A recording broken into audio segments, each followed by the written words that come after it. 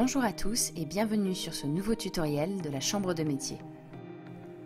Dans ce nouvel épisode consacré aux réseaux sociaux, nous allons voir comment booster votre activité et votre visibilité. Premièrement, avoir une présence régulière sur les réseaux sociaux que vous avez choisis. Le nombre de publications postées par semaine dépend de vos objectifs et de votre engagement. Pour faire simple, tant que vous avez de l'engagement, publiez autant que vous le souhaitez. Plusieurs raisons à cela. Lorsque vous publiez sur les réseaux sociaux, seule une fraction de vos abonnés voit effectivement vos posts. D'une part, vos abonnés ne sont pas en effet forcément en ligne lorsque votre publication est diffusée. Lorsque vous publiez à votre audience, vous pouvez retirer 50 à 90% d'abonnés absents. D'autre part, votre publication est en concurrence avec d'autres posts dans le fil d'actualité.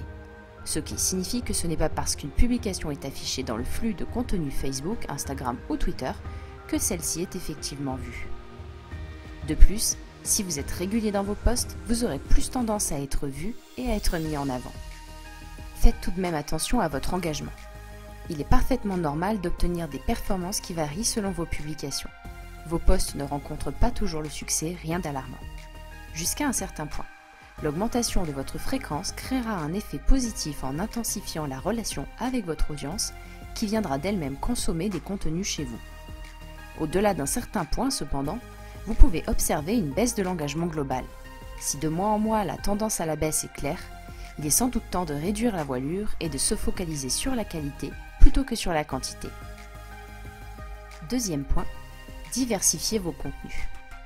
Pour cela, essayez de proposer du contenu varié, puis apporter une vraie valeur ajoutée à votre communauté. Par exemple, proposez des vidéos sur les étapes de fabrication d'un produit, ou la réalisation en direct d'un service. Faites des questions-réponses avec vos abonnés, proposez-leur des jeux concours, faites la promotion d'un nouveau produit ou service.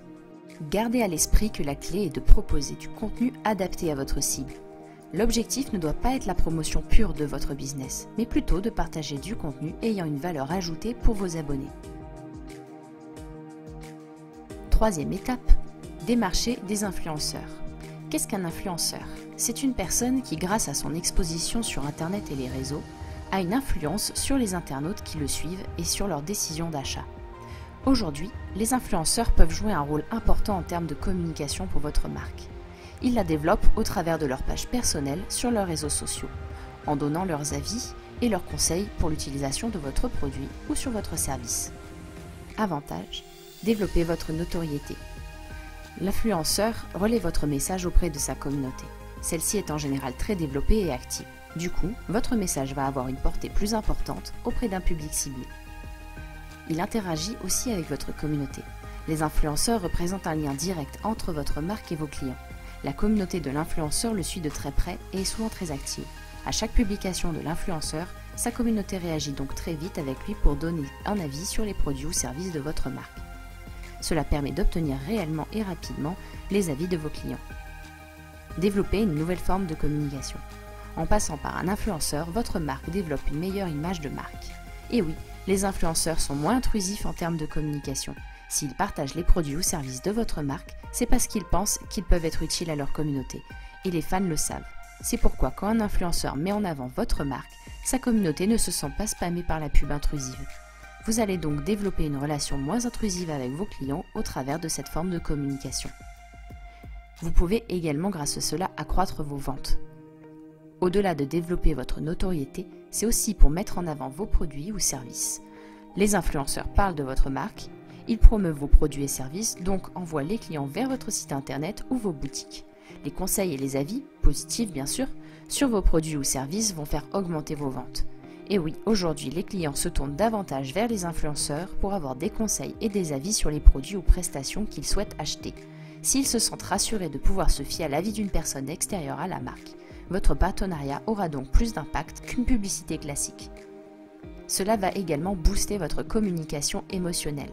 Vos prospects s'identifient à l'influenceur avec qui ils entretiennent une forte connexion émotionnelle. Ils ont donc confiance en lui. En promouvant régulièrement votre marque, cette connexion émotionnelle peut s'étendre jusqu'à votre marque. C'est pour ça qu'il est important de bien choisir vos influenceurs. Mieux vaut prendre un influenceur avec une petite communauté qu'on appelle micro-influenceur, mais dont l'engagement est fort, plutôt qu'un influenceur qui a une grosse communauté mais qui ne communique pas avec elle. L'influenceur vous aide donc à séduire une cible. C'est pour cela que l'influenceur que vous choisissez doit aimer vos produits et s'en imprégner. Il doit réussir à les promouvoir de façon naturelle et les faire adopter par sa cible. Étape 4. Faites de la publicité.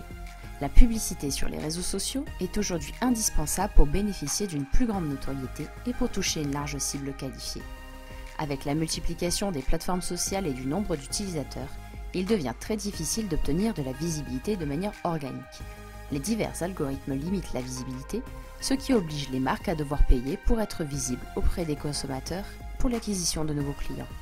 Pas d'inquiétude, les différentes régies intégrées à chaque réseau social disposent de nombreux critères de segmentation et de ciblage afin de toucher les prospects les plus pertinents pour votre activité.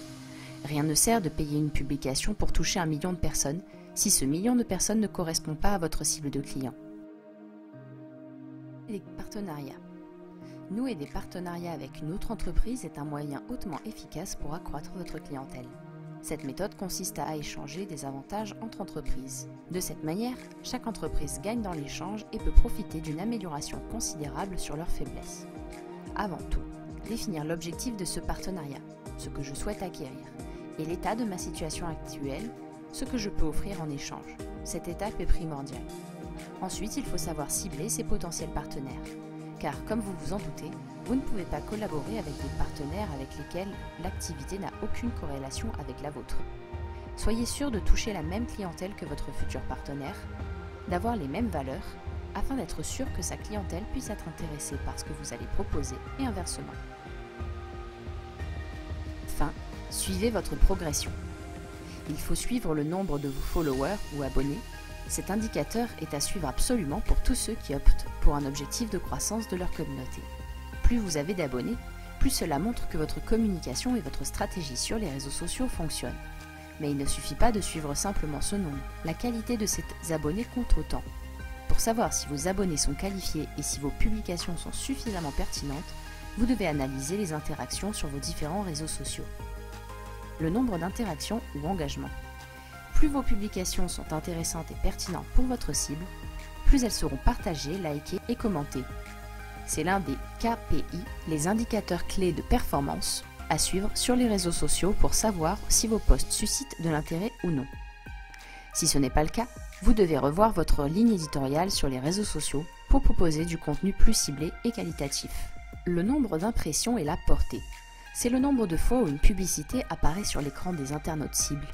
À la différence de la portée, qui représente le nombre de personnes ayant vu l'une des publicités ou des publications, il existe deux types de portée, organique et payante. La première correspond aux vues naturelles de vos publications et la seconde aux publications sponsorisées, c'est-à-dire payées pour être diffusées auprès de votre cible. Le nombre de clics. Plus vous avez de clics sur vos publications et plus cela montre que votre audience cible s'intéresse à vos contenus sur les réseaux sociaux. En suivant le nombre de clics sur vos publications, vous serez en mesure de savoir si elles performent ou non. Si vous avez donc de nombreux clics, vous pouvez par exemple produire un contenu du même type. Et si ce n'est pas le cas, il faudra retravailler les contenus des posts, les visuels ou alors votre ligne éditoriale. Trafic de blogs, de sites internet en provenance des réseaux sociaux. C'est aussi l'un des KPI à suivre sur les réseaux sociaux. Est-ce que vos publications effectuées sur les réseaux sociaux incitent les internautes à visiter votre site ou votre blog? Est-ce que ces publications vous ont permis d'augmenter votre trafic? Dans Google Analytics, vous pouvez suivre ces types de données et connaître la part de visites provenant des réseaux sociaux. Le nombre de conversions et le taux de conversion. Ces indicateurs sont intéressants à suivre si vous avez l'objectif de générer de nouveaux leads, c'est-à-dire un nouveau contact, qualifié ou non. Une conversion peut correspondre à un téléchargement d'un document ou alors une prise de rendez-vous, une commande, etc. Vous pouvez suivre vos conversions sur Google Analytics grâce aux différents codes de tracking à installer sur votre site ou alors utiliser les outils d'analyse des réseaux sociaux. Vous pouvez également installer le pixel Facebook. Mesurer vos performances sur les réseaux sociaux est un élément clé pour savoir si votre stratégie social media fonctionne ou non.